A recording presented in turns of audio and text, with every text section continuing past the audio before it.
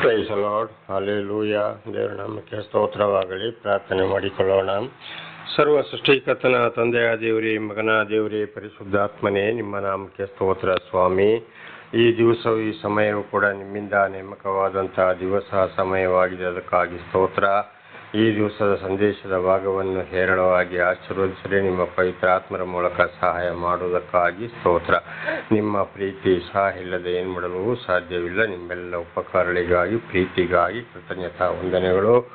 ಯೇಸುವಿನ ನಾಮದಲ್ಲಿ ಪ್ರಾರ್ಥಿಸಿದ್ದೇನೆ, ನಮ್ಮ ತಂದೆಯೇ, ಆಮೇನ್. ಇದನ್ನು ಕೇಳುತ್ತಿರುವ ನನ್ನ ಸಹೋದರ ಸಹೋದರಿಯರೇ, ನಿಮಗೂ ನನ್ನ ಹೃದಯಪೂರ್ವಕವಾದಂತಹ ನಮಸ್ಕಾರಗಳು. ದೇವರು ಈ ದಿವಸವು ನಿಮ್ಮನ್ನು, ನಿಮ್ಮ ಮಕ್ಕಳನ್ನು ಕೂಡ ಎಲ್ಲ ರೀತಿಯಲ್ಲಿ ಹೇರಳವಾಗಿ ಆಶೀರ್ವದಿಸಲೆಂದು ಪ್ರತಿ ದಿವಸ ಬೆಳಗಿನ ಜಾವದ ಪ್ರಾರ್ಥನೆಯಲ್ಲಿ ಪ್ರಾರ್ಥಿಸುವನಾಗಿದ್ದೇನೆ. ದೇವರ ನಾಮಕ್ಕೆ ಸ್ತೋತ್ರ. ಈ ದಿವಸದ ಸಂದೇಶದ ಭಾಗವು ಕೀರ್ತನೆಗಳು 42ನೇ ಅಧ್ಯಾಯ 6ರಿಂದ. ಕೀರ್ತನೆಗಳು 42ನೇ ಅಧ್ಯಾಯ 6ರಿಂದ. ನನ್ನ ದೇವರೇ, ನನ್ನ ಪ್ರಾಣವು ಕುಗ್ಗಿ ಹೋಗಿದೆ. ಆದುದರಿಂದ ಯೋರ್ದಾನ್ ಹೊಳೆಯ ದೇಶ, ಹಾರ್ಮೋನ್ ಪರ್ವತ, ಮೀಸಾರ್ ಬೆಟ್ಟ ಇವುಗಳಲ್ಲಿರುವವನಾಗಿ ನಿನ್ನನ್ನು ಸ್ಮರಿಸುತ್ತೇನೆ. ದೇವರ ನಾಮಕ್ಕೆ ಸ್ತೋತ್ರ. ದಾವೀದರ ಸರಿಗೆ ಬಹಳ ಶತ್ರುಗಳಿದ್ದವು ಅಂತೇಳಿ ನಾವು ಹಿಂದೆ ಕೂಡ ತಿಳ್ಕೊಂಡಿದ್ದೇವೆ. ಹಾಗೆ ಅವರನ್ನು ಏನು ಮಾಡಿದ್ರು, ಅವರ ಮಗನೇ ಕೊಲೆ ಮಾಡಲು ಬಂದಾಗ, ಇತರರು ಪ್ರಜೆಗಳು ವಿರೋಧಿಗಳಾಗಿದ್ದಾಗ, ಸ್ವಂತ ಹೆಂಡತಿ ಅಪ್ಪನೇ ವಿರೋಧಿಯಾಗಿದ್ದಾಗ, ಕೊಲೆ ಮಾಡಲು ಪ್ರಯತ್ನ ಪಟ್ಟಾಗ ಅವ್ರ ಹೆಂಡತಿಯನ್ನು ಕರ್ಕೊಂಡು ಏನಾಯಿತು, ಆ ಕಾಡು ಬೆಟ್ಟಕ್ಕೆ ಹೋಗುವಂಥ ಪರಿಸ್ಥಿತಿಯಲ್ಲಿ ಬಂತು. ಆಗ ಬಂದಾಗಲೂ ಕೂಡ ದಾವೀದರಸರು ಏನು ಮಾಡಿದರು, ದೇವರನ್ನು ದೂಷಣೆ ಮಾಡಲಿಲ್ಲ, ಬೈಲಿಲ್ಲ, ಏನೇ ಮಾಡಲಿಲ್ಲ, ದೇವರನ್ನು ಸ್ಮರಿಸುತ್ತಾ ಇದ್ದರು. ದೇವರೇ ನೀನೇ, ನೀನೇ, ನೀನೇ ಎಂಬುದಾಗಿ. ಹಾಗೆ ದೇವರು ನಮಗೆ ಕೂಡ, ನಾವು ದೇವರೊಂದಿಗೆ ಜೀವಿಸುವಾಗ ಹಿಂದೆ ಕೂಡ ನಾವು ಬಹಳಷ್ಟು ದಿವಸಗಳಿಂದ ತಿಳ್ಕೊಳ್ತಾ ಇದ್ದೇವೆ. ದೇವರು ನಮ್ಮನ್ನು ನಡೆಸ್ತಾ ಇರುವಾಗ ಯಾರಿಂದಾದರೂ ಇಂಥ ಕಷ್ಟ, ಸಂಕಟ, ದುಃಖಗಳು ಬಂದಾಗ ನಾವು ಒಬ್ಬಂಟಿಗರಾಗಿ ಇರಬೇಕಾದಂಥ ಪರಿಸ್ಥಿತಿಯಲ್ಲಿ, ಕಷ್ಟದ ಪರಿಸ್ಥಿತಿಯಲ್ಲಿ ಇದ್ದರೂ ಕೂಡ ನಾವು ದೇವರನ್ನೇ ಸ್ತುತಿಸಬೇಕು, ಕೊಂಡಾಡಬೇಕು. ಯಾಕೆಂದರೆ ಹಿರಿಯರ ಪಾಪಗಳಿಂದಲೂ ನಮ್ಮ ಪಾಪಗಳಿಂದಲೂ ಬಿಡುಗಡೆ ಮಾಡಿ ನಾವು ಚೆನ್ನಾಗಿ ಇವತ್ತು ಅರ್ಥ ಮಾಡಿಕೊಳ್ಳುವುದಾದರೆ, ದೇವರೇ, ಸರ್ವ ಸೃಷ್ಟಿಕರ್ತ, ಎಲ್ಲವನ್ನು ಸೃಷ್ಟಿ ಮಾಡಿದ್ದು ದೇವರೇ ಆಗಿದ್ದಾರೆ. ಹಾಗಿರುವಾಗ ದೇವರನ್ನು ನಮಗೆ ತಿಳಿಯಪಡಿಸಿದ್ದಾರೆ, ಪಡಿಸುತ್ತಲೇ ಇದ್ದಾರೆ ಒಂದೊಂದು ಗ್ರಂಥಗಳಲ್ಲಿ ಒಂದೊಂದು ಹೆಸರಿನ ಮೂಲಕ.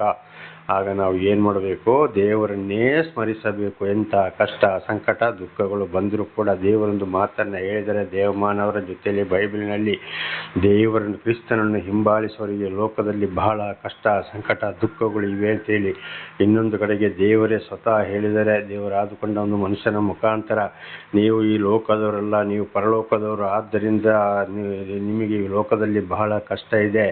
ನಿಮ್ಮ ಮೇಲೆ ತಪ್ಪು ಹೊರಿಸುವಾಗ, ನಿಮ್ಮ ಮೇಲೆ ಕಷ್ಟ ಇರುವಾಗ, ನಿಮ್ಮ ಮೇಲೆ ಅವರಿಗೆ ಕೋಪ ಇದ್ದರೆ ನನ್ನ ಮೇಲೆ ಇದೆ ಎಂಬುದಾಗಿ ತಿಳ್ಕೊಳ್ಳಿ. ಆದರೂ ಹೆದರಬೇಡಿ, ನಾನು ಲೋಕವನ್ನು ಜಯಿಸಿದ್ದೇನೆ ಅಂತೇಳಿ ಇನ್ನೊಂದು ಕಡೆಗೆ ಕೂಡ ನಾವು ಇದನ್ನು ಬಹಳ ಸಲ ತಿಳ್ಕೊಂಡಿದ್ದೇವೆ. ಸಾಯಬೇಕಾದರೂ ಕೂಡ ಪ್ರಾಮಾಣಿಕನಾಗಿರು, ಧೈರ್ಯದಿಂದಿರು, ನಂಬಿಕೆಯಿಂದ ಇರು ಅಂತೇಳಿ. ಹಾಗೆ ದೇವರನ್ನು ಆದುಕೊಂಡವರು, ಸರಿಯಾಗಿ ದೇವರನ್ನು ಹಿಂಬಾಲಿಸುವವರು, ದೇವರು ಯಾರನ್ನ ನಡೆಸ್ತಾರೋ ಅವರಿಗೆ ಆಸ್ತಿ ಪಾಸ್ತಿ, ಮನೆ ಮಠ ಯಾವುದು ಇರೋದಿಲ್ಲ. ಹೆಂಡತಿ ಮಕ್ಕಳು ಕೂಡ ವಿರೋಧಿಗಳಾಗ್ತಾರೆ. ಬಂಧು ಬಳಗದರು ಎಲ್ಲರೂ ಕೈ ಬಿಟ್ಟವರಾಗಿದ್ದಾರೆ. ಖಂಡಿತಗಳನ್ನು ದೂಷಣೆ ಮಾಡೋರಾಗಿದ್ದಾರೆ. ಮಳೆಗೆ ನೆನೆಬೇಕಾಗ್ತದೆ, ಚಳಿಗೆ ನಡುಗಬೇಕಾಗ್ತದೆ, ಬಿಸಿಲಿಗೆ ಒಣಗಬೇಕಾಗ್ತದೆ. ನಾನಾ ರೀತಿಯಲ್ಲಿ ಅವರು ಲೋಕಕ್ಕೆ ಒಂದು ಕಸವಾಗಿರ್ತಾರೆ. ಇಡೀ ಲೋಕದವರಿಗೆ ಪ್ರೀತಿ ಗೌರವ ಕೊಡುವುದಿಲ್ಲ. ಆದರೆ ದೇವರವರನ್ನು ಏನಾದರೂ ಕೂಡ ಬಿಡುವುದಿಲ್ಲ. ದೇವರೇ ರಕ್ಷಣೆ ಮಾಡುತ್ತಾರೆ. ಅಂಥ ಸಮಯದಲ್ಲಿ ಕೂಡ ದಾವೀದರಸರು ಏನು ಮಾಡಿದರು, ದೇವರನ್ನೇ ಸ್ಮರಿಸಿಕೊಂಡರು. ಮಗ ಕೊಲೆ ಮಾಡಲು ಪ್ರಯತ್ನ ಪಟ್ಟಾಗ, ಕಾಡಿಗೆ ತನ್ನ ಹೆಂಡತಿಯನ್ನು ಕರ್ಕೊಂಡು ಹೋದಾಗ ಅಲ್ಲಿ ಕೂಡ ಹಾಗೆ ನಮ್ಮ ಜೀವಿತದಲ್ಲಿ ಕೂಡ ಒಂದು ವೇಳೆ ಯಾರಾದರೂ ವಿರೋಧಿಗಳು ಬರುವುದಾದರೆ, ನಾವು ಇದ್ದ ಸ್ಥಳದಲ್ಲಿ ಎಂಥ ಕಷ್ಟ, ಸಂಕಟ, ದುಃಖಗಳು ಬಂದರೂ ಕೂಡ ಅಲ್ಲಿ ದೇವರನ್ನು ಸ್ತುತಿಸಬೇಕು. ದೇವರೇ ನಮ್ಮ ರಕ್ಷಕನಾಗಿದ್ದಾರೆ. ಇದುವೇ ಇವತ್ತು ನನ್ನೊಂದು 25-26ನೇ ವರ್ಷದ ಜೀವಿತದಲ್ಲಿ ಇದುವೇ ನಡೆದು ಹೋಯಿತು. ಈಗಲೂ ಕೂಡ 71ನೇ ವಯಸ್ಸು. ಜುಲೈ 2ನೇ ತಾರೀಕಿಗೆ 71 ವರ್ಷ ತುಂಬಿತು. ಹಾಗೆ ನೋಡಿ, ಇಂಥ ವಯಸ್ಸದ ಇಂಥ ಸಮಯದಲ್ಲಿ ಕೂಡ ದೇವರು ಏನು ಮಾಡ್ತಾರೆ, ನನ್ನನ್ನು ನಡೆಸ್ತಾ ಇದ್ದಾರೆ. ಆದರೂ ಆದಷ್ಟು ದೇವರನ್ನು ಸ್ತುತಿಸಿ ಕೊಂಡಾಡವನಾಗಿದ್ದಾನೆ. ಇದು ದೇವರ ಪ್ರೀತಿ ಹೊರತು ನನ್ನ ಒಂದು ಶಕ್ತಿ ಸಾಮರ್ಥ್ಯವಲ್ಲ. ದೇವರ ನಾಮಕ್ಕೆ ಸ್ತೋತ್ರವಾಗಲಿ. ಹಲ್ಲೆಲೂಯಾ. ಹಾಗೆ ಇದು ಸಂಸಾರದೊಳಗೆ ಬರುವಂಥದ್ದು. ಹಾಗೆ 7ನೇ ವಚನ, ನಿನ್ನ ಜಲಪಾತಗಳಿಂದ ಉಂಟಾಗುವ ಮಹಾಘೋಷವು ಒಂದು ಪ್ರವಾಹವು ಮತ್ತೊಂದು ಪ್ರವಾಹವನ್ನು ಕೂಗುತ್ತದೋ ಎಂಬಂತಿರುವುದು. ಹಾಗೆಯೇ ನೀನು ಅಲ್ಲೋಲ ಕಲ್ಲೋಲವಾದ ದುಃಖ ಪ್ರವಾಹದ ತೆರೆಗಳನ್ನು ನನ್ನ ತಲೆಯ ಮೇಲೆ ದಾಟಿಸಿದೆಯಲ್ಲ. ದೇವರ ನಾಮಕ್ಕೆ ಸ್ತೋತ್ರವಾಗಲಿ. ಹಲ್ಲೆಲೂಯಾ. ಒಂದು ನೋಡಿ, ಮಳೆಗಾಲದಲ್ಲಿ ದೊಡ್ಡ ಒಂದು ಹೊಳೆ ಅಂದರೆ ನದಿಗಳಲ್ಲಿ ನೀರು ಬರುವಾಗ ಯಾವ ರೀತಿ ಪ್ರವಾಹಗಳು ಬ್ರೋ ಅಂತ ಕೊಚ್ಚಿಕೊಂಡು ಬರ್ತದೋ ಅದೇ ರೀತಿ ದೇವರ ಆಶೀರ್ವಾದವು, ದೇವರ ಒಂದು ಯೋಜನೆ ಕೂಡ ಇರ್ತದೆ. ಆಗ ದಾವೀದರಸರು ಹೇಳ್ತಾರೆ, ಅಂತ ತೆರೆಯು ನನ್ನ ತಲೆ ಮೇಲೆ ದಾಟಿ ಹೋಗುವಾಗೆ ನೀನು ಮಾಡಿದ್ದೀಯಲ್ಲ ಅಂತ. ಹಾಗೆ ಅಂತ ಕಷ್ಟ ಸಂಕಟ ದುಃಖಗಳು ನಮ್ಮನ್ನು ಮುಟ್ಟದ ಹಾಗೆ, ನಮ್ಮನ್ನು ದಾಟಿ ಹೋದಾಗೆ ಒಂದು ವೇಳೆ ಅದು ಖಂಡಿತವಾಗಿ ನಮಗೆ ಸ್ವಲ್ಪ ಬಡೀತದೆ. ಆದದನ್ನು ಜಯಿಸಿ ನಿಲ್ಲುವಂತೆ ದೇವರು ನಮಗೆ ರಕ್ಷಕನಾಗಿದ್ದಾರೆ. ಕಾವಲ ದೂತರ ಮೂಲಕ ರಕ್ಷಣೆ ಕೊಡ್ತಾರೆ, ಪವಿತ್ರಾತ್ಮನ ಮೂಲಕ ನಡೆಸ್ತಾರೆ. ತಂದೆಯಾದ ದೇವರು ಪರಲೋಕದಿಂದಲೇ ನಮಗೆ ಆಶೀರ್ವಾದ ಮಾಡೋರು ಆಗಿದ್ದಾರೆ. ಎಲ್ಲವನ್ನು ಸಹಿಸಿಕೊಂಡು ಬರುವಾಗೆ ಅದಕ್ಕೆ ಬೇಕಾದ ಶಾಂತಿ, ಸಮಾಧಾನ, ಆರೋಗ್ಯ, ಧೈರ್ಯ, ಯೋಚನೆ ಎಲ್ಲವನ್ನ ಕೊಟ್ಟು ಅಂತ ಕಷ್ಟದಲ್ಲಿ ಕೂಡ ದೇವರು ಏನು ಮಾಡ್ತಾರೆ, ನಮ್ಮನ್ನು ನಡೆಸಿ ಬಿಡ್ತಾರೆ. ದೇವರ ನಾಮಕ್ಕೆ ಸ್ತೋತ್ರವಾಗಲಿ. ಈಗ ಉದಾಹರಣೆಗೆ ಸಮುದ್ರದಲ್ಲಿ ಸಾಯಂಕಾಲ ಸಮಯದಲ್ಲಿ ಬಹಳ ದೊಡ್ಡ ಅಲೆ ಬರ್ತದೆ. ಆಗಲ್ಲಿ ಒಳ್ಳೆ ಈಜು ಅಭ್ಯಾಸ ಇದ್ದವರು ಏನು ಮಾಡ್ತಾರೆ, ಅಲೆ ಬರುವಾಗ ಮುಳುಗಿ ಬಿಡ್ತಾರೆ. ನೀರು ಒಳಗಡೆ ಅಲೆ ಇರುವುದಿಲ್ಲ, ನೀರು ಮೇಲೆ ಮಾತ್ರ. ಅಲೆಯು ತಲೆಯ ಮೇಲೆ ಪಾಸಾದ ಮೇಲೆ ಎದ್ದಾಗ ಅವರಿಗೆ ಯಾವುದೇ ಉಪಾಯವಿಲ್ಲ, ಅಲ್ಲಿ ಯಾವುದೇ ಅಪಾಯವಿಲ್ಲ. ಅದೇ ರೀತಿ ಇವತ್ತೇನು ಮಾಡ್ತಾರೆ, ಬಂದಂಥ ಕಷ್ಟ ಸಂಕಟ ದುಃಖಗಳನ್ನ ತೆರೆಯು ನಮ್ಮ ಮೇಲೆ ದಾಟಿ ಹೋಗುವಂತೆ ಮಾಡ್ತಾರೆ. ಆ ಸಮಯದಲ್ಲಿ ನಮ್ಮನ್ನು ದೇವರು ರಕ್ಷಿಸ್ತಾರೆ ಅಂತ ಇದರ ಅರ್ಥವಾಗಿದೆ. ಅವು ಏನೇ ಆದರೂ ಕೂಡ ನಾವು ದೇವರನ್ನೇ ಸ್ತುತಿಸಿ ಕೊಂಡಾಡ್ತಾ ಹೋಗಬೇಕು.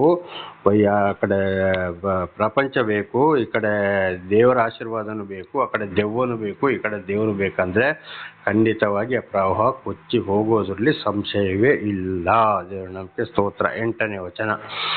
ಯೆಹೋವನು ಹಗಲಿನಲ್ಲಿ ತನ್ನ ಪ್ರೀತಿಯನ್ನು ನನಗೆ ಅನುಗ್ರಹಿಸುವನು, ರಾತ್ರಿ ವೇಳೆಯಲ್ಲಿಯೂ ಆತನ ಕೀರ್ತನೆ ನನ್ನಲ್ಲಿರುವುದು.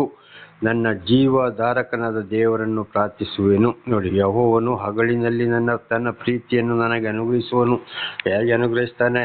ಹೋಗುವಲ್ಲಿ ಬರುವಲ್ಲಿ, ಎಲ್ಲಿ ಹೋಗಬೇಕು ಎಲ್ಲಿ ಬರಬಾರ್ದು, ಹೇಗೆ ಇರಬೇಕು, ಅಥವಾ ಶತ್ರುಗಳು ಅಪಾಯಗಳು ಬಂದಾಗ ಯಾವ ರೀತಿ ರಕ್ಷಣೆ ಮಾಡಬೇಕು ಅಂತ ಹೇಳುವಂಥದ್ದು ನಮಗೆ ರಕ್ಷಣೆಯನ್ನು ಕೊಡ್ತಾರೆ. ಅದೇ ಒಂದು ವೇಳೆ ನಮಗೆ ಅಪಾಯಗಳು ಬರುವುದಾದರೆ ಬಂದರೆ ಅಂಥ ಅಪಾಯಗಳಿಂದ ಇವತ್ತು ವಾಹನ ಅಪಘಾತಗಳಿರ್ಬೋದು, ಶತ್ರುಗಳ ಕೈಯಿಂದ ಇರ್ಬೋದು, ನಾನಾ ರೀತಿ ಕಾಡು ಮೃಗಗಳ ಕೈಯಿಂದ ಅಪಾಯ ಇರ್ಬೋದು. ಅಂಥದ್ರಿಂದ ನಮ್ಮನ್ನು ನಡೆಸಿ ನಮ್ಮನ್ನು ಸಾಯಂಕಾಲ ಮನೆ ಸೇರಿಸುತ್ತಾರೆ. ದೇವರ ನಮಗೆ ಸ್ತೋತ್ರ. ಇದು ಕೂಡ ಒಂದ್ಸಲ ನಾನು ಕಾಡು ಪ್ರಾಣಿಗಳ ಮಧ್ಯದಲ್ಲಿ ಹೋಗಬೇಕಾಯ್ತು. ಅದನ್ನು ಕೂಡ ನಾನು ಹಿಂದೆ ಸಾಕ್ಷಿ ಕೊಟ್ಟಿದ್ದೇನೆ. ಅಂಥ ಸಮಯದಲ್ಲಿ ಪ್ರಾಣಿಗಳಿಂದಲೂ ಕೂಡ ನನ್ನನ್ನು ದೇವರು ರಕ್ಷಿಸಿದ್ದಾರೆ. ಹಾಗೆ ದೇವರು ಆದುಕೊಂಡವರನ್ನು ಹಗಲಿನಲ್ಲಿ ತನ್ನ ಪ್ರೀತಿಯನ್ನ, ಈ ರೀತಿಯಲ್ಲಿ ದೇವರ ಪ್ರೀತಿಯನ್ನು ನಾವು ಅರ್ಥ ಮಾಡಿಕೊಳ್ಳಬೇಕು. ದೇವರ ನಾಮಕ್ಕೆ ಸ್ತೋತ್ರವಾಗಲಿ.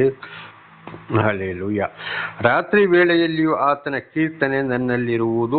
ದೇವರ ಆತ್ಮ ಯಾರಲ್ಲಿದೆಯೋ, ಯಾರನ್ನು ನಡೆಸ್ತಾ ಇದ್ದಾರೋ, ಯಾರ ಮೇಲೆ ಪ್ರೀತಿ ಇದೆಯೋ ಅಂಥವರು ರಾತ್ರಿ ಮಲಗಿದಾಗಲೂ ಕೂಡ ದೇವರ ಒಂದು ವಾಕ್ಯಗಳು ಅವರ ಯೋಚನೆಗೆ ಬರ್ತಾ ಇರ್ತದೆ. ಅವರ ಆಟೋಮೆಟಿಕ್ ಆಗಿ ಅವರು ಏನು ಮಾಡ್ತಾರೆ, ಬಾಯಲ್ಲಿ ಮಾತನಾಡ್ತಾರೆ ಇರ್ತಾರೆ, ಅಥವಾ ಹಾಡು ಬಾಯಲ್ಲಿ ಬರ್ಬೋದು, ದೇವರ ವಾಕ್ಯವನ್ನು ಮೆಲುಕು ಹಾಕ್ತಾ ಇರಬಹುದು. ದೇವರ ನಾಮಕ್ಕೆ ಸ್ತೋತ್ರವಾಗಲಿ. ದೇವರ ಆತ್ಮ ಯಾರಲ್ಲಿದೆಯೋ ಅವರು ರಾತ್ರಿ ವೇಳೆಯಲ್ಲಿ ಕೂಡ ಅವರಲ್ಲಿ ಇಂಥ ಒಂದು ದೇವರ ಯೋಚನೆ, ಹಾಡುಗಳು, ದೇವರ ವಾಕ್ಯಗಳನ್ನ ಮೆಲುಕು ಹಾಕುವಂಥದ್ದು. ಇದ್ಯಾಕೆ ಹೀಗಾಯಿತು, ದೇವರ ವಾಕ್ಯ ಏನು ಹೇಳ್ತದೆ ಎಂಬುದನ್ನು ಅವರ ಮನಸ್ಸಲ್ಲಿ ಇರುತ್ತದೆ. ಅಂಥವರಲ್ಲಿ ದೇವರ ಆತ್ಮ ಕೆಲಸ ಮಾಡ್ತಾ ಇದೆ ಅಂತ ಅದರ ಅರ್ಥ. ದೇವರ ನಂಬಿಕೆ ಸ್ತೋತ್ರವಾಗಲಿ. ನನ್ನ ಜೀವಧಾರಕವಾದ ದೇವರನ್ನ ಪ್ರಾರ್ಥಿಸುವೆನು. ಆಗಿನ ಅದು ದೇವರ ಪ್ರೀತಿ. ಆಗ ಏನು ಮಾಡಿದ್ರು, ದಾವೀದರಸರಲ್ಲಿ ಕೂಡ ಇದೇ ವಿಷಯ ಇತ್ತು, ಅದನ್ನು ಹೇಳಿದ್ದಾರೆ. ಅಂಥ ಸಮಯದಲ್ಲಿ ನಾವು ಬಹಳ ಚೆನ್ನಾಗಿ ದೇವರಲ್ಲಿ ಪ್ರೀತಿ ಇರಬೇಕು, ದೇವರಲ್ಲಿ ನಾವು ಪ್ರಾರ್ಥಿಸ್ತಾ ಇರಬೇಕು ಅಂತ ಇದರ ಅರ್ಥವಾಗಿದೆ. ದೇವರ ನಂಬಿಕೆ ಸ್ತೋತ್ರವಾಗಲಿ. ಚೆನ್ನಾಗಿ ಅರ್ಥ ಮಾಡಿಕೊಳ್ಳಬೇಕು. 9ನೇ ವಚನ. ನಾನು ನನ್ನ ಶರಣನಿಗೆ, ದೇವರೇ ಯಾಕೆ ನನ್ನನ್ನು ಮರೆತು ಬಿಟ್ಟೆ, ನಾನು ಯಾಕೆ ಶತ್ರು ಬಾಧೆಯಿಂದ ದುಃಖಿಸುತ್ತಾ ವಿಕಾರಿಯಾಗಿ ಅಲೆಯಬೇಕು ಎಂದು ಮೊರೆ ಇಡುವೆನು. ಅಂಥ ಸಮಯದಲ್ಲಿ ನಾವು ಏನು ಮಾಡಬೇಕು, ದೇವರೇ ನನಗೆ ಇಂಥ ವಿರೋಧಿಗಳಿಂದ ಈ ರೀತಿ ಆಗ್ತಾ ಇದೆಯಪ್ಪ, ಈ ರೀತಿ ತೊಂದರೆ ಆಗ್ತಾ ಇದೆ, ನಾನು ಯಾಕೆ ನೀನು ಕೈ ಬಿಟ್ಟೆ, ಯಾಕೆ ನಾನು ಈ ರೀತಿ ಅಲೆಯಬೇಕು ತಿರುಗಿ ದೇವರಲ್ಲಿ ದಾವೀದರಸರು ಗೊತ್ತಿಲ್ಲದೆ ಮಾತನಾಡಿದರು. ಆದರೆ ಅವರಿಗೆ ಅಲ್ಲಿವರೆಗೆ ಏನಾಗಿದೆ, ಆದರೂ ಒಂದು ಪ್ರಶ್ನೆಯನ್ನು ಮಾಡ್ತಾ ಇದ್ದಾರೆ. ಆದರೆ ಇವತ್ತು ನಾವು ಈ ರೀತಿ ಪ್ರಾರ್ಥನೆ ಆ ರೀತಿ ನಾವು ದೇವರಲ್ಲಿ ಮೊರೆ ಇಡಬಾರ್ದು. ಇವತ್ತು ಉದಾಹರಣೆಗೆ ನಾನೇ ಒಬ್ಬಂಟಿಗೆ ಆಗಿದ್ದೇನೆ. ಯೆರೆಮೀಯನು ಕೂಡ ಏನು ಹೇಳಿದರು, ನೀನು ನನ್ನ ತಲೆ ಮೇಲೆ ಕೈ ಇಟ್ಟಿದ್ದರಿಂದ ನಾನು ಒಬ್ಬಂಟಿಯಾಗಿ ಕೂತಿದ್ದೇನೆ ಎಂಬುದಾಗಿ. ಅಂದರೆ ಸರಿಯಾಗಿ ದೇವರ ವಿಷಯವನ್ನು ಖಂಡಿತ ಬೆಂಕಿಯ ಚೂರಾಗಿ ಇಸ್ರಾಯೇಲರಿಗೆ ತಿಳಿಸಲಿಕ್ಕೆ ಯೆರೆಮೀಯನನ್ನು ಆರಿಸಿಕೊಂಡರು. ಯೆರೆಮೀಯ ಅಂದರೆ ಕಣ್ಣೀರಿನ ಮನುಷ್ಯ. ಹೇಗೆ ಕಣ್ಣೀರು ಬಂತಂದರೆ ದೇವರ ಮಾತನ್ನು ತಿಳಿಸಿದಾಗ, ದೇವರ ದರ್ಶನ ಯಾರಿಗೆ ಕೊಟ್ಟಿದ್ದಾರೋ ಅಂತ ದೇವರನ್ನು ಅರಿತ ಜನರೇ, ದೇವರು ಸ್ವೀಕಾರ ಮಾಡಿದ ಜನರೇ ಆ ಮನುಷ್ಯನಿಗೆ ಸರಿಯಾದ ವಿಚಾರವನ್ನು ತಿಳಿಸಿದಾಗ ಅಲ್ಲಿ ವಿರೋಧಿಗಳಾಗಿ ಬಂದರು. ಅವರನ್ನು ಎತ್ತಿ ಬಾವಿಗೆ ಹಾಕಿದ್ರು. ಆದರೂ ದೇವರು ಬಾವಿಯವರಿಗೆ ಕೊಳೆತು ಹೋಗಲು ಬಿಡಲಿಲ್ಲ. ಅಲ್ಲಿಂದ ಒಂದು ಮನುಷ್ಯನ ಮುಖಾಂತರ ಅದನ್ನು ಮೇಲಕ್ಕೆ ಬರುವ ಹಾಗೆ ದೇವರು ಮಾಡಿದ್ರು. ಹಾಗೆ ಅದೇ ಪರಿಸ್ಥಿತಿ ಆಗಲಿ ದೇವರು ಏನು ಮಾಡಿದ್ರು ಅಲ್ಲಿ, ಅದು ದೇವರಿಂದಲೇ ಆದಂಥ ಕಾರ್ಯ. ಹಾಗೆ ದಾವೀದರಸರು ಕೂಡ ಈ ರೀತಿ ನಾನು ಯಾಕೆ ಅಳೆಯುತ್ತಿರಬೇಕು ಅಲೆಮಾರಿಯಾಗಿ ಅಂತ ಪ್ರಾರ್ಥಿಸಿದರು. ಅದು ಏನೋ ಬೇಸರದಲ್ಲಿ ಅವರು ಮಾತಾಡಿದ್ದಾರೆ. ಆದರೆ ಇವತ್ತು ಅದನ್ನು ತಿಳಿಯೋದೋ ಏನೋ ಮಾತನಾಡಿದ್ದಾರೆ.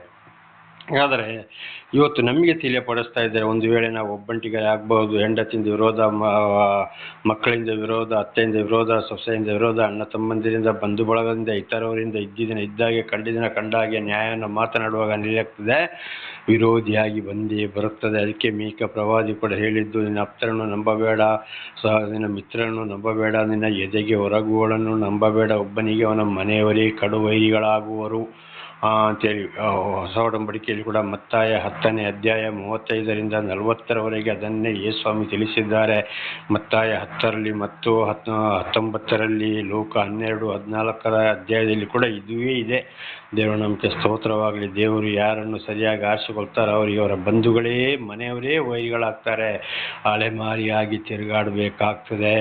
ಅಪೊಸ್ತಲನಾದ ಪೌಲರು ಕೂಡ ಹಿಂದೆ ಲೋಕದೊಂದಿಗೆ ಇದ್ದಾಗ ಅಲ್ಲಿ ಏನು ಮಾಡಿದರು, ಎಲ್ಲರೂ ಬಹಳ ಪ್ರೀತಿಯಲ್ಲಿದ್ದರು. ದೇವರ ದರ್ಶನ ಕೊಟ್ಟು ದೇವರವರನ್ನು ಬದಲಾಯಿಸಿದ ಮೇಲೆ, ದೇವರು ಅವರನ್ನು ನಡೆಸಲು ಪ್ರಾರಂಭ ಮಾಡಿದ ಮೇಲೆ, ಅವರು ದೇವರ ಸಾಕ್ಷಿ ಆದಮೇಲೆ ಅವರಿಗೆ ಕೂಡ ಅಪೊಸ್ತಲನಾದ ಪೌಲನು ಕೂಡ ಎಲ್ಲರೂ ಕೈ ಬಿಟ್ಟರು. ಮೊದಲು ಕಡೆಗೆ ಅವರ ಮೇಲೆ ಕಂಪ್ಲೇಂಟ್ ಕೊಟ್ಟು ಹೋಗಿ ಜೈಲಲ್ಲಿ ಕುಳಿಯುವಂಥ ಪರಿಸ್ಥಿತಿ ಕೂಡ ಬಂದು ಹೋಯಿತು. ಹಾಗೆ ಏನಾಗಿದೆ, ದೇವರು ಆರಿಸಿಕೊಂಡವರಿಗೆ ಇದುವೇ ಆಗೋದು. ದೇವರು ಕೂಡ ಮನುಷ್ಯನ ಅವತಾರವಿತ್ತು ಯೇಸೆಂಬ ನಾಮದಲ್ಲಿ ಬಂದಾಗ ಸತ್ಯವನ್ನು ಮಾತಾಡಿದಕ್ಕೆ, ಇದ್ದಾಗೆ ಹೇಳಿದಕ್ಕೆ, ನ್ಯಾಯವನ್ನು ಮಾತಾಡಿದಕ್ಕೆ ಕೂಡ ಅವರಿಗೆ ಏನಾಯಿತು, ಕಡೆಗೆ ಶಿಲುಬೆಯ ಮರಣ. ಆದರೂ ತಂದೆಯಾದ ದೇವರು ಕೊಳೆತು ಹೋಗಲು ಬಿಡದೆ 3ನೇ ದಿವಸ ಪುನರುತ್ಥಾನಗೊಳಿಸಿದರು. 40ನೇ ದಿವಸ ಪರಲೋಕಕ್ಕೆ ಏರಿ ಹೋಗಿ ತಂದೆಯಾದ ದೇವರ ಬಲಪಾರ್ಶ್ವದಲ್ಲಿ ಕುಳಿತುಕೊಂಡು ಈಗ ನಮಗಾಗಿ ವಿಜ್ಞಾಪನೆ ಮಾಡುವವರಾಗಿದ್ದಾರೆ. ದೇವರು ನಮಗೆ ಸ್ತೋತ್ರ. ಹಾಗೆ ನಮ್ಮನ್ನು ಕೂಡ ಆರಿಸಿಕೊಂಡಾಗ ನಮಗೆ ಕೂಡ ಸತ್ಯವನ್ನು ನುಡಿಯಲು ದೇವರು ಸತ್ಯ ಸುವಾರ್ತಿಕರನ್ನಾಗಿ ಮಾಡಿದಾಗ, ಯಾವುದೇ ಗ್ರಂಥಗಳಲ್ಲೂ ದೇವರ ವಿಷಯವನ್ನು ಸಾರಿದಾಗ ಅಂಥವರಿಗೆ ಬಹಳ ಕಷ್ಟ, ಸಂಕಟ, ದುಃಖಗಳು ಬರೋದು ಇದೆ. ಮೊಹಮ್ಮದ್ ಪೈಗಂಬರ್ ಅವರ ವಿಷಯವನ್ನು ಕೂಡ ಹಿಂದೆ ಹಲವಾರು ಸಲ ತಿಳಿಸಿದ್ದೇನೆ. ಕುರಾನ್ನಲ್ಲಿ ಸರಿಯಾಗಿ ವಿಷಯವನ್ನು ಹೇಳಿದ್ದಕ್ಕೆ, ಅವರು ದೇವರ ವಿಷಯವನ್ನು ಹೇಳಿದ್ದಕ್ಕೆ ಅವರಿಗೆ ಕೂಡ ಏನು ಮಾಡಿದರು, ಮಕ್ಕಾದಿಂದ ಮದೀನದವರೆಗೆ ಅವರನ್ನು ಹುಡ್ಕೊಂಡೇ ಹೋಗಿ ಅವರು ಮದೀನದಲ್ಲಿ ಸತ್ರು ಎಂಬುದಾಗಿ. ದೇವರ ನಾಮಕ್ಕೆ ಸ್ತೋತ್ರ. ಪ್ರತಿಯೊಂದು ಧರ್ಮದಲ್ಲಿಯೂ ದೇವರು ಆದುಕೊಂಡವರಿಗೆ ಇದೇ ಪರಿಸ್ಥಿತಿ. ಹಾಗೆ ದೇವರೇ ಸ್ತೋತ್ರಪ್ಪ ಅಂತೇಳಿ ನಾವು ಅವರಿಗಾಗಿ ಪ್ರಾರ್ಥಿಸಬೇಕು ಹೊರತು ದೇವರನ್ನು ನಾವು ಪ್ರಶ್ನೆ ಮಾಡಬಾರದು. ಅದು ದೇವರ ಒಂದು ಪ್ರೀತಿಯಾಗಿದೆ. ದೇವರ ನಾಮಕ್ಕೆ ಸ್ತೋತ್ರವಾಗಲಿ. 10ನೇ ವಚನ, ನನ್ನ ವಿರೋಧಿಗಳು ನಿನ್ನ ದೇವರು ಎಲ್ಲಿ ಎಂದು ಯಾವಾಗಲೂ ನನ್ನನ್ನು ಗೇಲಿ ಮಾಡುವುದರಿಂದ ನನ್ನ ಎಲುಬುಗಳೆಲ್ಲ ಮುರಿದ ಹಾಗಿವೆ. ನೋಡಿ, ಆಗ ಏನು ಮಾಡ್ತಾರಲ್ಲ, ಅಯ್ಯೋ ನಿನ್ನ ದೇವರಲ್ಲಿ, ನಿನ್ನ ಒಳ್ಳೆ ದೇವರಾಗಿದ್ದರೆ ನಿನಗೆ ಯಾಕೆ ಬೇಕು ಈ ರೀತಿ ಕಷ್ಟ, ಸಂಕಟ, ದುಃಖಗಳು ಅಂತ ಗೇಲಿ ಮಾಡ್ತಾರೆ. ದೇವರ ವಿಷಯ ಅವರಿಗೆ ಗೊತ್ತಿಲ್ಲ, ನ್ಯಾಯ ಗೊತ್ತಿಲ್ಲ, ಅವರಿಗೆ ಪ್ರಾಪಂಚಿಕ ವಿಷಯ ಮಾತ್ರ ಗೊತ್ತಿರೋದು. ಆಗ ನಮಗೇನಾಗ್ತದೆ, ಬೇಸರವಾಗ್ತದೆ. ಒಂದು ಸಮಯದಲ್ಲಿ ನನ್ನ ಹೆಂಡತಿ ಕೂಡ ಅದನ್ನು ಹೇಳಿದರು, ಎಲ್ಲಿ ನಿನ್ನ ದೇವರಿದ್ದರೆ ನಾವು ಯಾಕೆ ಹೀಗಾಗಬೇಕಾಯ್ತು, ಇನ್ನೂ ಚೆನ್ನಾಗಿ ಆಗ್ತಿದ್ವಲ್ಲ. ಹಿಂದೆ ಅಂಥ ಕಷ್ಟ, ಸಂಕಟ, ದುಃಖಗಳಿಂದ ಸರ್ವನಾಶವಾಗುವವರನ್ನು ದೇವರು ಎಬ್ಬಿಸಿದ್ದಾರೆ, ನಿಲ್ಲಿಸಿದ್ದಾರೆ. ಕನಸಿನ ಮೂಲಕವೂ ಕೂಡ ನನ್ನ ಹೆಂಡತಿಯೊಂದಿಗೆ ಮಾತನಾಡಿದರೆ, ಮಗಳೊಂದಿಗೂ ಮಾತನಾಡಿದರೆ, ನನ್ನೊಂದಿಗೂ ಮಾತನಾಡಿದರೆ. ಇದೆಲ್ಲ ವಿಷಯ ಗೊತ್ತಿದ್ದು ಒಳ್ಳೆ ರೀತಿಗೆ ಬಂದ ಮೇಲೆ ಕೂಡ ತನ್ನ ಸ್ವಂತ ಬಂಧು ಬಳಗದವರ ಮಾತನ್ನೇ ಕಟ್ಟಿಕೊಂಡು ದೇವರು ಇಲ್ಲಿ, ಅದು ನಿಜವಾದ ದೇವರಾದರೆ ಯಾಕೆ ಹಾಗೆ ಆಗಬೇಕಾಗಿತ್ತು, ಹೀಗಾಗಬೇಕಿತ್ತು, ಏನೂ ಇಲ್ಲ, ಆಗೋದೆಲ್ಲ ಆಗ್ತದೆ, ಹೋಗ್ತದೆ ಅಂತೇಳಿ ನನ್ನ ಹೆಂಡತಿಯ ವಿರೋಧ ಮಾತಾಡಿದಳು. ಆಗ ಬಹಳ ಕಷ್ಟ, ಸಂಕಟ, ದುಃಖಗಳು ನೋಡಿ ಎಲ್ಲಿಂದ ಬಂತು. ಹಾಗೆ ಬಂದು ಮಕ್ಕಳ ಮಕ್ಕಳು ಕೂಡ ವಿರೋಧಿಗಳಾದಾಗ ಮನೆ ಬಿಡುವಂಥ ಪರಿಸ್ಥಿತಿ ಬಂದು ಹೋಯಿತು. ಆದರೆ ನನ್ನ ತಾಯಿ ಒಂದು ಮಾತನ್ನು ಹೇಳಿದರು, ಆಗ ಮಗನೇ, ನೀನು ನನ್ನನ್ನು ಕರ್ಕೊಂಡೋಗಿ ಎಲ್ಲಾದರೂ ಒಂದು ಆಶ್ರಮಕ್ಕೆ ಸೇರಿಸು, ನೀನು ಈ ಮನೆಯನ್ನು ಬಿಡು, ನಿನ್ನ ಅವರು ಇಲ್ಲಿ ಬದುಕಲಿಕ್ಕೆ ಬಿಡುವುದಿಲ್ಲ ಅಂತೇಳಿ ದೇವರೇ ಮಾತಾಡಿಸಿದರು. ಹಾಗೆ ತಾಯಿ ಕೂಡ ಕೇರಳದಲ್ಲಿ ಹೋಗಿ ಒಂದು ಆಶ್ರಮದಲ್ಲಿ, ಒಂದು ಕ್ರಿಶ್ಚಿಯನ್ ಆಶ್ರಮದಲ್ಲಿ ಮರಣ ಹೊಂದುವ ಹಾಗೆ ಆಯಿತು. ನಾನು ಮನೆ ಬಿಡುವ ಹಾಗೆ ಆಯಿತು. ತಾಯಿಯೊಂದಿಗೆ ದೇವರು ಆ ಒಂದು ಮಾತನ್ನು ಮಾತಾಡಿಸಿದರು. ದೇವರ ನಾಮಕ್ಕೆ ಸ್ತೋತ್ರವಾಗಲಿ. ಹಲ್ಲೆಲೂಯಾ. ಪರಿಸ್ಥಿತಿಗಳು ಇದೇ ರೀತಿ ನೋಡಿ. ಬೈಬಲಲ್ಲಿ ಯೋಬ ಅಂತಂದರೆ ನೀತಿವಂತ ಅಂತ ಅವನ ಪರಿಸ್ಥಿತಿ ಕೂಡ ಏನಾಯಿತು, ಕಷ್ಟ ಬಂದಾಗ ಹೆಂಡತಿಯು ಗಂಡನನ್ನು ಬಿಟ್ಟು ಓಡಿ ಹೋದಳು. ಉಪವಾಸ ಅವನಿಗೆ ಬೇಕಾದ ಆಸ್ತಿ ಐಶ್ವರ್ಯ ಎಲ್ಲವನ್ನು ದೇವರು ಕೊಟ್ಟಾಗ ಅದೇ ಹೆಂಡತಿ ತಿರುಗಿ ಬಂದಳು ಎಂಬುದಾಗಿ ನಾವು ಓದುತ್ತೇವೆ. ನೋಡಿ, ಇಂಥ ಹೆಂಡತಿಯರು ಕೂಡ ಅನೇಕರಿದ್ದಾರೆ. ದೇವರು ನಮಗೆ ಸ್ತೋತ್ರವಾಗಲಿ. ಹಾಗಿರುವಾಗ ಏನಾಗ್ತದೆ, ದಾವೀದರ ಹೆಸರು ಕೂಡ ಬಹಳ ಬೇಸರವಾಗ್ತಿತ್ತು. ಹಾಗೆ ನನಗೆ ಕೂಡ ಒಂದೊಂದ್ಸಲ ಬಹಳ ಬೇಸರವಾಗ್ತದೆ. ಹಾಗಂತ ಸಮಯದಲ್ಲಿ ಅದಕ್ಕೂ ದೇವರು ಹೇಳಿದ್ದಾರೆ, ಆಮೇಲೆ ಅವರಿಗೆ ತಿಳಿಸಿ ತಿಳಿಸಿ ತಿಳಿಸಿ ಅವ್ರು ಯಾವಾಗ ಮಾತು ಕೇಳೋದಿಲ್ಲ ಅಂತ ಆಗೋತ್ತಿಗೆ ಅವ್ರಿಗೆ ಹೇಳಕ್ಕೆ ಹೋಗಬೇಡಿ, ತಿರುಗಿ ಬಿಟ್ಟುಬಿಡಿ. ಮುತ್ತುಗಳನ್ನ ಹಂದಿಗಳ ಮುಂದೆ, ನಾಯಿಗಳ ಮುಂದೆ ಚೆಲ್ಲಬೇಡಿ. ನಾಯಿಗಳು ಕಚ್ಚಿ ಸೇರಿಬಿಟ್ಟವು, ಹಂದಿಗಳು ತುಣಿದು ನಾಶ ಮಾಡಿಯವು ಅಂತೇಳಿ ಇದನ್ನೆಲ್ಲ ಅರ್ಥ ಮಾಡಿಕೊಂಡು ನಾವು ಮುಂದೆ ಜೀವಿಸಬೇಕಾಗಿದೆ. ಬೇಸರವಾಗ್ತದೆ, ಅದನ್ನು ಬೇಸರಗೊಳ್ಳಬಾರದು. ಇಂಥವರಿಗಾಗಿ ದೇವರಲ್ಲಿ ಪ್ರಾರ್ಥಿಸಿಕೊಂಡು ಅವರ ಸವಾಸವನ್ನೇ ಬಿಟ್ಟು ಬಿಡಬೇಕು. ದೇವರ ನಾಮಕ್ಕೆ ಸ್ತೋತ್ರವಾಗಲಿ. ದೇವರು ಅವರನ್ನು ಕೈ ಬಿಟ್ಟಿದ್ದಾರೆ ಅಂತ ಇದರ ಅರ್ಥವಾಗಿದೆ. ಹಲ್ಲೆಲೂಯಾ. ಅದಕ್ಕೆ ಯೇಸುಸ್ವಾಮಿ ಕೂಡ ಒಂದು ಮಾತನ್ನು ಹೇಳಿದರು, ತಪ್ಪಿ ಹೋದ ಕುರಿಗಳಂತಿರುವ ಅಂಥವರ ಬಳಿಗೆ, ಕುರಿಗಳಂತಿರುವ ಇಸ್ರಾಯೇಲರ ಬಳಿಗೆ ಮಾತ್ರ ನನ್ನನ್ನು ತಂದೆಯಾದ ದೇವರು ನನ್ನನ್ನು ಕಳುಹಿಸಿಕೊಟ್ಟರು ಅಂತೇಳಿ ಅವರು ಮನುಷ್ಯನಾಗಿದ್ದಾಗ ಹೇಳಿದರು. ಹಾಗೆ ಎಲ್ಲರ ಬಳಿಗೂ ಹೋಗಲಿಲ್ಲ. ಯಾರ ಬಳಿಗೆ ಹೋಗಬೇಕು ಅವರ ಬಳಿಗೆ ಹೋದರು, ಅವರ ಬಳಿಗೆ ಪ್ರಾರ್ಥನೆ ಮಾಡಿದರು, ಅವರನ್ನೇ ಉಪಶಮನ ಮಾಡಿದರು. ಹಾಗೆ ಇವತ್ತು ಆ ಒಂದು ಜ್ಞಾನವನ್ನು ನಮಗೆ ಕೊಟ್ಟಿದ್ದಾರೆ. ಎಲ್ಲರ ಬಳಿಗೂ ಹೋಗುವುದೆಲ್ಲ, ಸಂದರ್ಭ ಸಿಕ್ಕಿದಾಗ ದೇವರ ವಿಷಯವನ್ನು ಅವರಿಗೆ ಸಾರಬೇಕು. ಕೇಳ್ತಾ ಇದ್ದಾರಾ ಅಂತ ಆದರೆ ಮಾತ್ರ ಅವರಲ್ಲಿ ಹಾಗೆ ಅದು ಪ್ರೀತಿಯಾದ ಪ್ರೀತಿಯೆಲ್ಲ ಹೇಗೆ ಬೇಕು, ಎಷ್ಟರ ಮಟ್ಟಿಗೆ ಹಾಗೆ ನೋಡಿ ಅವರನ್ನು ಪರಿಶೋಧಿಸ್ತಾ ಬರಬೇಕು. ಒಂದು ವೇಳೆ ತಿರುಗಿ ಮಾತಾಡುವುದಾದರೆ, ವಿರುದ್ಧ ಮಾತಾಡುವುದಾದರೆ ನಾವು ಅವರನ್ನು ಅಲ್ಲಿಗೆ ಕೈ ಬಿಡಬೇಕು. ಕೆಲವು ಜನರು, ಸ್ವಲ್ಪ ಜನರು ಇರ್ತಾರೆ, ಕೆಲವರು ಲಾಭಕ್ಕಾಗಿರ್ತಾರೆ, ನಮ್ಮ ಕಾರ್ಯ ನೆರವೇರಿದರೆ ಸಾಕು ಅಂತ ಇರ್ತಾರೆ. ಆಮೇಲೆ ಒಳಗೆ ಒಳಗೆ ಅವರ ಮಾಮೂಲು ಹಿಂದಿನ ಜೀವಿತವನ್ನು ಬಿಟ್ಟಿರುವುದಿಲ್ಲ. ದೇವರನ್ನು ಆದುಕೊಂಡವರು, ದೀಕ್ಷಾ ಸ್ಥಾನ ಪಡ್ಕೊಂಡವರು, ಅಂದರೆ ಗಂಗಾ ಸ್ನಾನ ಮಾಡಿಕೊಂಡವರು ಕೂಡ ಇದೇ ಪರಿಸ್ಥಿತಿಯಲ್ಲಿ ಇದ್ದಾರೆ. ಉದಾಹರಣೆಗೆ ನಮ್ಮ ಭಾರತ ದೇಶದಲ್ಲಿ ಬ್ರಾಹ್ಮಣರು ಅಂತ ಹೇಳೋರನ್ನೇ ನೋಡೋಣ. ಇದನ್ನು ಕೂಡ ನಾವು ಹಿಂದೆ ತಿಳ್ಕೊಂಡಿದ್ದೇವೆ. ನಿಜವಾದ ಬ್ರಾಹ್ಮಣರು ಅವರಾದರೆ ವಿಗ್ರಹಗಳಿಗೆ ಪೂಜೆ ಮಾಡುವುದಿಲ್ಲ, ಹೋಮ ಮಾಡುವುದಿಲ್ಲ, ಯಾವುದೇ ಮಾಯಾ ಮಂತ್ರ ಜ್ಯೋತಿಷ ಹೇಳುವುದಿಲ್ಲ.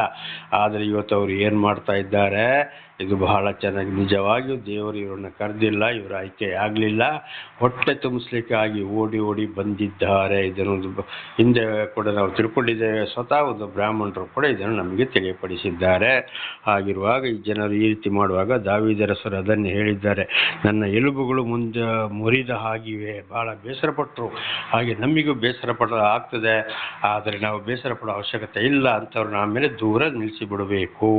ಅವರ ಸವಾಸಕ್ಕೆ ನಾವು ಹೋಗಬಾರದು. ಕೀರ್ತನೆ 1 ಬಹಳ ಚೆನ್ನಾಗಿ ನಾವು ಅರ್ಥ ಮಾಡಿಕೊಂಡು, ಅವರು ಮುಳ್ಳು, ದುಷ್ಟ ಜನರು, ಕೆಟ್ಟವರು ಅಂತ ಗೊತ್ತಾದರೆ ಅಂಥವರಿಂದ ದೂರವೇ ಇದ್ದು ಬಿಡಬೇಕು. ನಾವು ದೇವರ ಸಂಪರ್ಕದಲ್ಲಿ ಇರಬೇಕು ಅಂತ ಇದರ ಅರ್ಥ.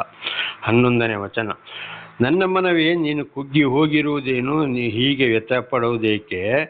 ದೇವರನ್ನು ನಿರೀಕ್ಷಿಸು, ಆತನೇ ನನಗೆ ರಕ್ಷಕನು, ದೇವರು ಆಗಿದ್ದಾನೆ, ನಾನು ಇನ್ನೂ ಆತನನ್ನು ಸ್ತುತಿಸಿರುವೆನು ಅಂತ. ಆಮೇಲೆ ದಾವೀದರಸರು ಕೂಡ ಅವರ ಮನಸ್ಸಿಗೆ ಹೇಳ್ತಾ ಇದ್ದಾರೆ, ನೀನು ಯಾಕೆ ನನಗಿಂತ ಯೋಚನೆಯನ್ನು ಕೊಡ್ತಾ ಇದ್ದೀಯಾ, ನೀನು ಕುಗ್ಗಿ ಹೋಗಬೇಡ ಅಂತೇಳಿ, ಅಂದರೆ ಮನಸ್ಸನ್ನು ಧೈರ್ಯವಾಗಿ ಇಟ್ಟುಕೊಳ್ಳಬೇಕು ಅಂತ. ತನ್ನ ಮನಸ್ಸಿಗೆ ನೀನು ಯಾಕೆ ನನಗಿಂತ ಮನಸ್ಸನ್ನು ಕೊಡ್ತಾ ಇದ್ದೀಯಾ ಅಂತ. ಹಾಗೆ ನಾವು ಕೂಡ ದೇವರೇ, ನನಗೆ ಯಾರಲ್ಲಿ ಹೋಗಬೇಕು, ಯಾರ ಬಳಿಗೆ ಬರಬೇಕು, ಎಲ್ಲಿ ತಿಳಿಸ್ಬೇಕು, ಪ್ರತಿಯೊಬ್ಬರನ್ನು ತಿಳ್ಕೊಳ್ಳುವಂಥದ್ದು, ಕಂಡುಹಿಡಿಯುವಂಥ ಧ್ಯಾನವನ್ನು ನಿನಗೆ ಅಂತ ಮನಸ್ಸನ್ನು ಕೂಡ ನನಗೆ ಕೊಡು ಅಂತ ನಾವು ಪ್ರಾರ್ಥಿಸಬೇಕು. ಆಗ ದೇವರನ್ನು ನಿರೀಕ್ಷಿಸು, ಆತನೇ ನನಗೆ ರಕ್ಷಕನು, ದೇವರು ಆಗಿದ್ದಾನೆ. ದೇವರೇ ನನಗೆ ಸಂಪೂರ್ಣವಾಗಿ ತನ್ನ ಮನಸ್ಸನ್ನು ದೇವರಿಗೆ ಒಪ್ಪಿಸಿಬಿಟ್ಟಿದ್ದಾರೆ. ಯಾರು? ದಾವೀದರಸರು. ಹಾಗೆ ನಾವು ಕೂಡ ನಮ್ಮ ಮನಸ್ಸನ್ನು ಏನು ಮಾಡಬೇಕು, ದೇವರ ಕಡೆಗೆ ತಿರುಗಿಸಬೇಕು. ದೇವರೇ, ನಿನ್ನನ್ನೇ ನಿರೀಕ್ಷಿಸಿಕೊಂಡಿರುವ ಹಾಗೆ ನನ್ನನ್ನು ಆಶೀರ್ವದಿಸಪ್ಪ ಅಂತೇಳಿ ನಾವು ದೇವರಲ್ಲಿ ಪ್ರಾರ್ಥನೆ ಮಾಡಬೇಕು. ನಾನು ಇನ್ನೂ ಆತನನ್ನು ಸ್ತುತಿಸುತ್ತಿರುವೆನು. ನೋಡಿ, ಎಂಥ ಕಷ್ಟ, ಸಂಕಟ, ದುಃಖ ಬಂದರೂ ದೇವರನ್ನು ಸ್ತುತಿಸುತ್ತಲೇ ಇದ್ದರು, ದೇವರನ್ನು ಬಿಡಲಿಲ್ಲ. ಹಾಗೆ ನಾವು ಕೂಡ ಕಷ್ಟ, ಸಂಕಟ, ದುಃಖಗಳು ಬಂದಾಗ ಒಂದು ವೇಳೆ ಭಾಳ ಒಂದ್ಸಲ ಚೆನ್ನಾಗಿರ್ಬೋದು, ಒಂದ್ಸಲ ಕೆಟ್ಟದಿರ್ಬೋದು, ಒಂದ್ಸಲ ಆರೋಗ್ಯ ಸರಿ ಇರ್ಬೋದು, ಒಂದ್ಸಲ ಆರೋಗ್ಯ ಸರಿ ಇಲ್ಲದಿರ್ಬೋದು, ಒಂದ್ಸಲ ಒಬ್ಬರು ಬೈಬೋದು, ಏನೇನೋ ಆಗಿರ್ಬೋದು. ಆದರೆ ನಾವು ದೇವರ ದಾರಿಯನ್ನು ಬಿಡಬಾರದು. ನಮ್ಮ ಜೀವಿತದಲ್ಲಿ ಮಾಡಿದ ಅದ್ಭುತ ಕಾರ್ಯಗಳನ್ನ ಯೋಚನೆ ಮಾಡಿಕೊಂಡು ನಾವು ಸ್ತುತಿಸುತ್ತಾ, ಕೊಂಡಾಡುತ್ತಾ, ದೇವರೊಪ್ಪಿಗೆ ಸಾಕ್ಷಿ ಹೇಳುತ್ತಾ, ಅದು ಯಾರಿಗೆ ಹೇಳಬೇಕು, ಯಾವ ಸಮಯದಲ್ಲಿ ಹೇಳಬೇಕು, ಅವರೊಂದಿಗೆ ಹೇಳುತ್ತಾ ಮಾಡುತ್ತಾ ಅವರನ್ನು ಚೆನ್ನಾಗಿ ಅರ್ಥ ಮಾಡಿಕೊಂಡು ನಾವು ಮುಂದೆ ಸಾಕ್ಷಿಯನ್ನು ನುಡಿತಾ ಮುಂದೆ ಹೋಗಬೇಕು, ದೇವರನ್ನು ಸ್ತುತಿಸ್ತಾ ಇರಬೇಕು ಅಂತ ಇದರ ಅರ್ಥವಾಗಿದೆ. ಇಲ್ಲಿಗೂ ಕೀರ್ತನೆಗಳು 42ನೇ ಅಧ್ಯಾಯ ಮುಕ್ತಾಯವಾಯಿತು. ಈಗ 43ನೇ ಅಧ್ಯಾಯಕ್ಕೆ ಹೋಗೋಣ. ದೇವರ ನಾಮಕ್ಕೆ ಸ್ತೋತ್ರ. 43:1 ದೇವರೇ ನ್ಯಾಯವನ್ನು ನಿರ್ಣಯಿಸು, ನನಗೋಸ್ಕರ ವ್ಯಾಜ್ಯವನ್ನು ನಡೆಸಿ ನಿರ್ದಯವಾದ ಜನಾಂಗದಿಂದ ತಪ್ಪಿಸು. ಶತ್ರುಗಳಿಗಾಗಿ ಪ್ರಾರ್ಥಿಸಿದರು. ದೇವರೇ ನನಗೆ ನ್ಯಾಯಾಂಗ ಕೊಡಪ್ಪ, ಇಂಥ ಒಂದು ದುಷ್ಟ ಜನರಿಂದ, ಕೆಟ್ಟ ಜನರಿಂದ ನನ್ನನ್ನು ಏನು ಮಾಡು, ಅವರೊಂದಿಗೆ ನೀನೇ ಮಾತನಾಡು, ನ್ಯಾಯವನ್ನು ಅವರಿಗೆ ನೀನು ತಿಳಿಸು, ಅವರಿಂದ ನನ್ನ ಜನಾಂಗದಿಂದಲೇ ನನ್ನನ್ನು ತಪ್ಪಿಸು. ಒಬ್ಬರಿಬ್ಬರಲ್ಲ, ಅಂಥ ಜನಾಂಗರ ಮಧ್ಯೆ ನನ್ನನ್ನು ಕೊಡಬೇಡ, ನನ್ನನ್ನು ಕಳಿಸ್ಬೇಡ ನಿನ್ನಲ್ಲಿಗೆ, ಅವರಿಂದ ನನ್ನನ್ನು ತಪ್ಪಿಸೋದು. ಹಾಗೆ ಇವತ್ತು ಇದು ನಾನು ಕೂಡ ಅದೇ ರೀತಿ ಪ್ರಾರ್ಥಿಸೋನಾಗಿದ್ದೇನೆ. ದೇವರೇ ನಿನ್ನ ನ್ಯಾಯವನ್ನು ಕೊಡುವುದ, ಇಂತಿಂಥ ವಿರೋಧಿಗಳು ಹೀಗೆ ಇದ್ದಾರೆ, ಅವರನ್ನು ನೀನು ಮುಟ್ಟು, ಅವರಿಗೆ ನಿನ್ನನ್ನು ನೀನೇ ತಿಳಿಬಡಿಸು, ನಿನ್ನ ಸಾಕ್ಷಿಗಳನ್ನಾಗಿ ಮಾರ್ಪಡಿಸಪ್ಪ. ಅವರನ್ನು ಬಹಳ ವಿರೋಧಿಗಳಾಗಿ ಈ ರೀತಿ ಕೇಡನ್ನು ಮಾಡಬೇಕು ಯೋಚನೆ ಮಾಡ್ತಾ ಇದ್ದಾರೆ, ಆ ಜನಾಂಗದ ಮಧ್ಯಕ್ಕೆ ನನ್ನನ್ನು ಕಳಿಸ್ಬೇಡ ಅಂತ ಹೇಳಿದ್ದಾರೆ. ನಮಗೆ ಸ್ತೋತ್ರ. ಆದರೆ ದೇವರು ಒಂದೊಂದು ಪ್ರಾರ್ಥನೆಗೆ ಉತ್ತರವನ್ನು ಕೊಟ್ಟು ತಕ್ಕ ಸಮಯಕ್ಕೆ ಬೇಕಾದ ಹಾಗೆ ದೇವರು ನನ್ನನ್ನು ಇವತ್ತು ನಡೆಸ್ತಾ ಇದ್ದಾರೆ. ದೇವರ ನಾಮಕ್ಕೆ ಸ್ತೋತ್ರ.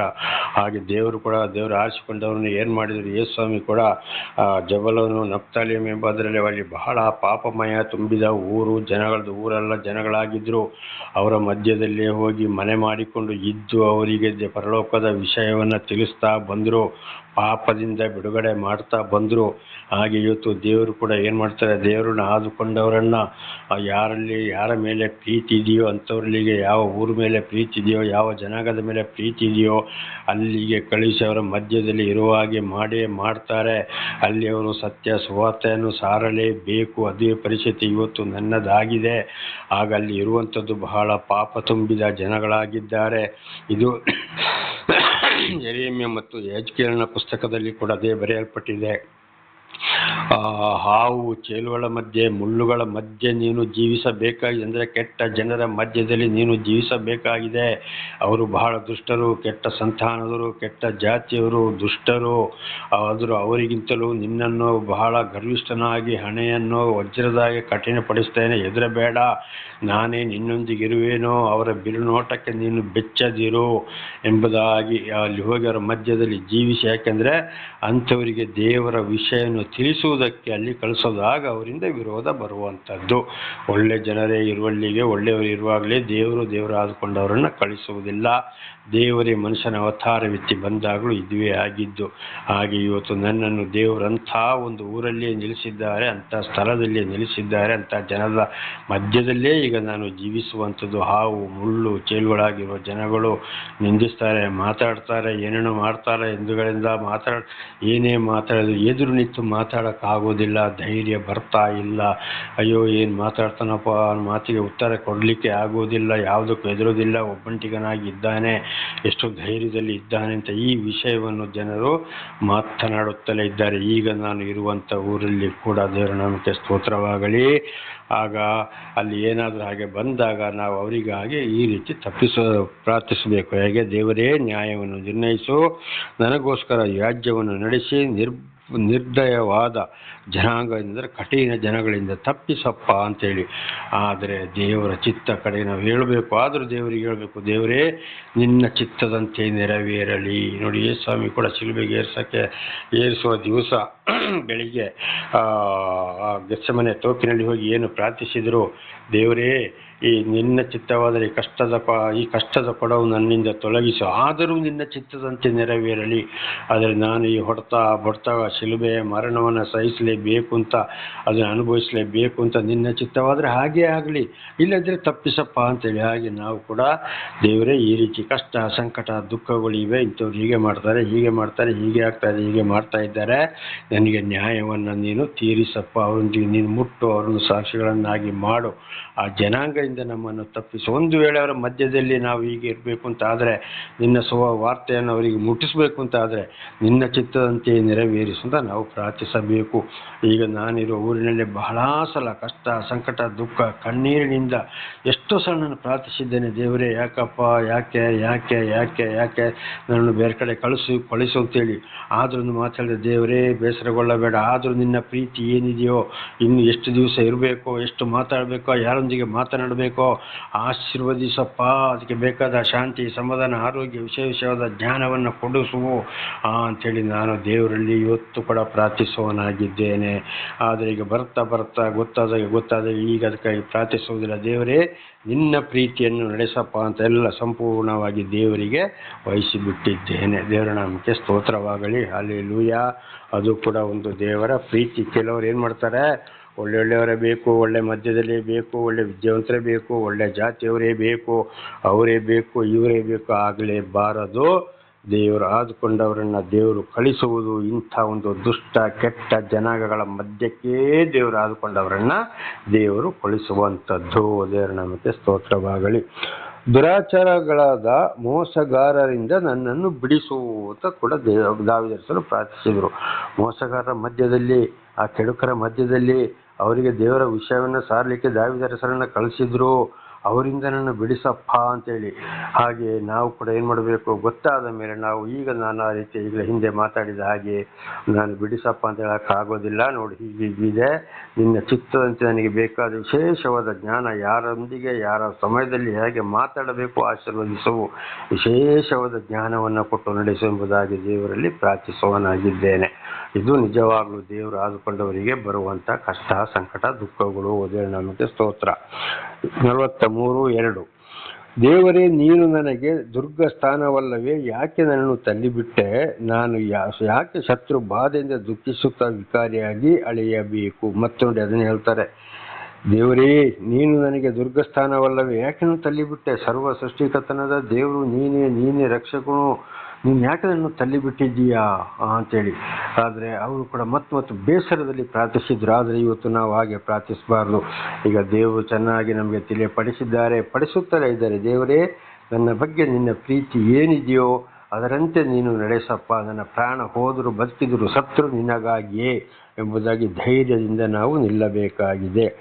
ನಾನು ಯಾಕೆ ಶತ್ರು ಬಾಧೆಯಿಂದ ದುಃಖಿಸುತ್ತಾ ವಿಕಾರಿಯಾಗಿ ಅಳೆಯಬೇಕು, ಶತ್ರುಗಳಿಂದ ಯಾಕೆ ನಾನು ಈ ರೀತಿಯಾಗಿ ಅಳೀತಾ ಇರಬೇಕು ಅಂತೇಳಿ ಪ್ರಾರ್ಥಿಸಿದರು. ಅದು ದೇವರು ದಾವೀದರಸರು ಒಂದು ಬೇಸರದಲ್ಲಿ ಪ್ರಾರ್ಥಿಸಿರ್ಬೋದು. ಆದರೆ ದೇವರು ನಮಗೆ ತಿಳಿಯಪಡಿಸಿದ್ದಾರೆ. ಉದಾಹರಣೆ ಆಗಲೇ ಹೇಳಿದಾಗ ಎಷ್ಟೋ ಸಲ ತಿಳ್ಕೊಂಡಿದ್ದಾಗ ದೇವರೇ ಮನುಷ್ಯನ ರೀತಿ ಬಂದಾಗ ಯಾವ ರೀತಿ ಕಷ್ಟ ಆಯಿತು, ದೇವರ ಪ್ರವಾದಿ ಸಾಕ್ಷಿಗಳು ಎಲ್ಲ ಗ್ರಂಥಗಳಲ್ಲಿ ನೋಡುವಾಗ ಯಾವ ರೀತಿ ಕಷ್ಟಪಟ್ಟರು, ಇದನ್ನು ಅದು ದೇವರ ಪ್ರೀತಿ. ಹಾಗೆ ನಮ್ಮನ್ನು ಕೂಡ ಆರಿಸಿಕೊಂಡು ದೇವರು ಯಾರ ಮೇಲೆ ಪ್ರೀತಿ ಇಟ್ಟಿದ್ದಾರ, ಯಾವ ಊರಿಗೆ ಹೋಗಿ ದೇವರ ವಿಷಯವನ್ನು ತಿಳಿಸ್ಬೇಕು, ಅದಕ್ಕಾಗಿ ನಮ್ಮನ್ನು ಕೂಡ ಎಲ್ಲ ಕಷ್ಟ ಸಂಕಟ ದುಃಖ ದುಳಗಳಿಂದ ಬಿಡುಗಡೆ ಮಾಡಿ, ಶತ್ರುಗಳೊಂದಿಗೆ ಯುದ್ಧ ಮಾಡಿ ಹೋರಾಡಿ, ಹಿರಿಯರ ಪಾಪಗಳಿಂದಲೂ ನಮ್ಮ ಪಾಪಗಳಿಂದಲೂ ಬಿಡುಗಡೆ ಮಾಡಿ, ನಮಗೆ ಬೇಕಾದ ಎಲ್ಲ ಕಷ್ಟ ಸಂಕಟಗಳಿಂದ ಬಿಡುಗಡೆ ಮಾಡಿ, ಬೇಕಾದಾಗೆ ನಮಗೆ ಎಲ್ಲ ಜ್ಞಾನ ಬಟ್ಟೆಗೆ ಕೊಟ್ಟು ನಮ್ಮನ್ನು ಕಳಿಸ್ತಾ ಇರೋದು ಯಾಕೆ? ದೇವರು ಯಾವಾಗಲೂ ಸತ್ತು ಮಣ್ಣಿಗೆ ಮಣ್ಣಾಗಿ ಧೂಳಿಗೆ ಧೂಳಾಗಿ ಹೋಗುವವರನ್ನ ಇವತ್ತು ಸರ್ವ ಪಾತಾಳದಿಂದ ಪರಲೋಕದವರೆಗೆ ತಿಳಿಯುವ ಹಾಗೆ ಯಾಕೆ ಮಾಡಿದ್ರು? ದೇವರ ವಿಷಯವನ್ನು ತಿಳಿಸ್ಲಿಕ್ಕೋಸ್ಕರ, ದೇವರ ಪ್ರೀತಿಗೆ. ಒಂದು ವೇಳೆ ಹೆಂಡತಿ ಮಕ್ಕಳಿಂದ ದೂರ ಆದರೂ ಕೂಡ, ಒಬ್ಬಂಟಿಗರಾದರೂ ಕೂಡ ಅಲ್ಲಿ ಕೂಡ ಯಾರು ರಕ್ಷಣೆ ಕೊಡ್ತಾರೆ? ಇದು ದೇವರ ಕೆಲಸವಾಗಿದೆ. ಹಾಗೆ ದಾವೀದರಸರಾಗಿ ನಾನು ಯಾಕೆ ಶತ್ರು ಬಾಧೆಯಿಂದ ದುಃಖಿಸುತ್ತಾ ವಿಕಾರಿಯಾಗಿ ಅಳೆಯಬೇಕು ಅಂತ ಪ್ರಾರ್ಥಿಸಬಾರ್ದು. ದೇವರೇ ನಿಮ್ಮ ಚಿತ್ತದಂತೆ ನೆರವೇರಲೆಪ್ಪ. ದೇವರ ನಾಮಕ್ಕೆ ಸ್ತೋತ್ರ. ಅನೇಕ ಹುಡುಗಿಯರನ್ನು ಸ್ತ್ರೀಯರನ್ನು ಕೂಡ ದೇವರು ಆರಿಸಿಕೊಂಡಿದ್ದಾರೆ. ಅವರ ಬಾಯಲ್ಲಿ ಸತ್ಯ ಬರ್ತದೆ.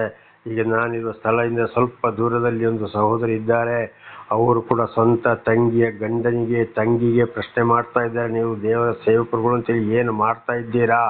ಅವರ ಮನೆಗೆ ವಾರಕ್ಕೆ ಒಂದು ಸೇವಕರುಗಳು ಅಂತ ಹೇಳಿಕೊಳ್ಳುವಂಥ ಒಂದು ಮನುಷ್ಯ ಪ್ರಾರ್ಥನೆಗೆ ಪ್ರತಿ ಭಾನುವಾರ ಸಾಯಂಕಾಲ ಹೋಗ್ತಾ ಇದ್ದಾರೆ. ಅಲ್ಲಿ ಅದೇ ಸೇವಕರಿಗೆ ಪ್ರಶ್ನೆ ಮಾಡ್ತಾ ಇದ್ದಾರೆ, ಇತರರ ಬಗ್ಗೆ ಕೂಡ ಮಾತನಾಡ್ತಾ ಇದ್ದಾರೆ.